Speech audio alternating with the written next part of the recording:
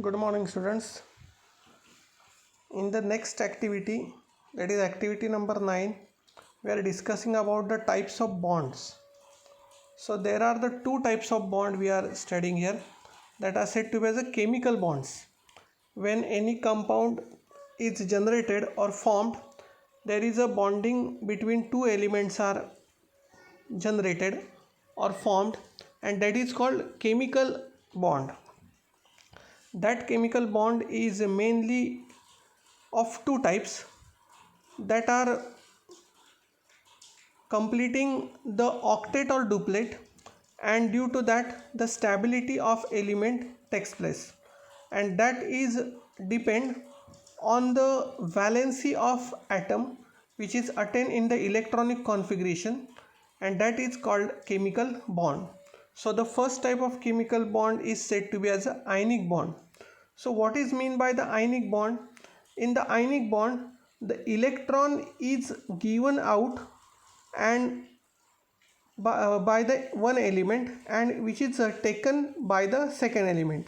म्हणजे आयनिक बॉन्डमध्ये आयनिक बंधामध्ये एक एलिमेंट जे आहे, एक ॲटम जो आहे तो आपल्याकडचा इलेक्ट्रॉन दुसऱ्याला देऊन टाकतो आणि दुसरा एलिमेंट आहे तो इलेक्ट्रॉन घेतो, आणि अशा पद्धतीने जे बॉन्डिंग होतं त्याला आयनिक बॉन्डिंग असं म्हटलं जातं.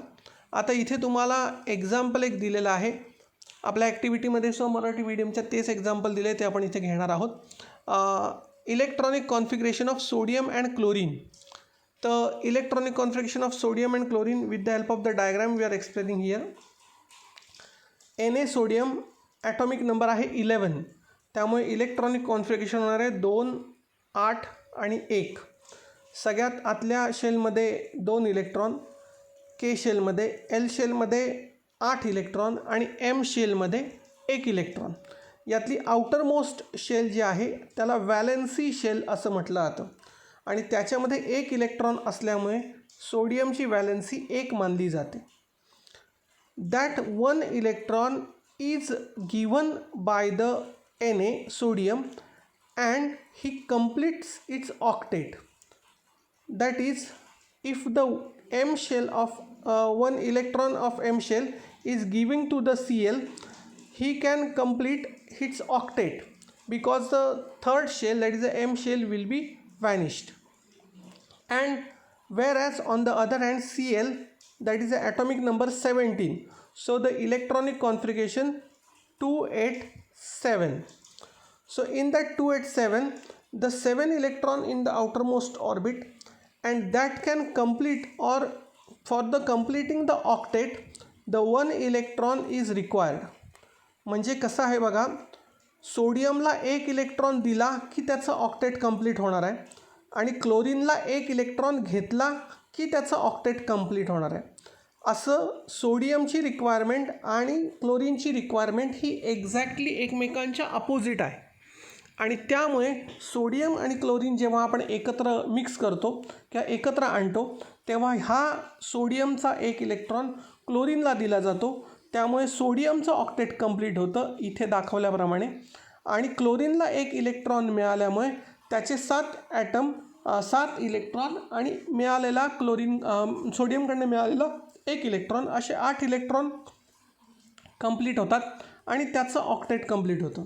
So this ionic bond is formed by giving 1 electron from sodium to chlorine, and therefore the losing of electron by Na carry the positive charge which is a cation formed by the Na, whereas the anion is formed by the Cl by getting that electron. 1 electron दिल्यामुळे सोडियमवरती एक धनप्रभार वाढतो आणि Na plus cation तयार होतो, आणि Clने 1 electron अतिरिक्त घेतल्यामुळे त्याच्यावरती एक ऋणप्रभार, कारण इलेक्ट्रॉन हा ऋणप्रभारित आहे त्यामुळे तो एक ऋणप्रभार वाढतो आणि तो Cl मायनस होतो. असं पॉझिटिव्ह आणि निगेटिव्ह असे 2 एकत्र आल्यामुळे त्यांच्यामध्ये जे बॉन्डिंग होतं त्याला आयनिक बॉन्ड असं म्हटलं जातं. This ionic bond is by giving 1 electron from Na to Cl. तर अशा पद्धतीने तुम्हाला हे आयनिक बॉन्डिंग जे आहे ते सांगितलेलं आहे.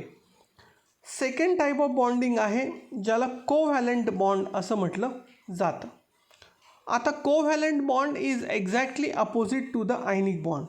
कोव्हॅलंट बॉन्ड हा विरुद्ध आहे आयनिक बॉन्डच्या, कारण याच्यामध्ये इलेक्ट्रॉन देऊन टाकला जात नाही, तर इलेक्ट्रॉनचं शेअरिंग होतं. Covalent bond is formed by when atom of two elements having similar properties combine and do not exchange electron. सगळ्यात महत्त्वाचं म्हणजे the electrons are not exchanged. Instead of they can share the electron. त्याच्याऐवजी ते electron काय करतात, share करतात. Electron पूर्णपणे देऊन टाकला जात नाही, तर तो इलेक्ट्रॉन त्या दोघांमध्ये शेअर केला जातो. हे समजण्यासाठी तुम्हाला इथे हायड्रोजनचं एक्झाम्पल दिलं आहे बघा. हायड्रोजन ॲटॉमिक नंबर 1, त्यामुळे हायड्रोजनकडे एकच इलेक्ट्रॉन असतो आणि तो एक इलेक्ट्रॉन तसाच सेम दुसरा हायड्रोजन ज्याच्याकडे एक इलेक्ट्रॉन आहे, असे 2 हायड्रोजन जेव्हा एकत्र येतात तेव्हा ते काय करतात, तर दोघांमध्ये जो एक इलेक्ट्रॉन आहे तो शेअर करतात. म्हणजे एक इलेक्ट्रॉन एका हायड्रोजनचा थोडा वेळ त्याच्याकडे आणि दुसऱ्या हायड्रोजनचा पण त्याच्याकडे, असं ते डुप्लेट कंप्लीट करतात.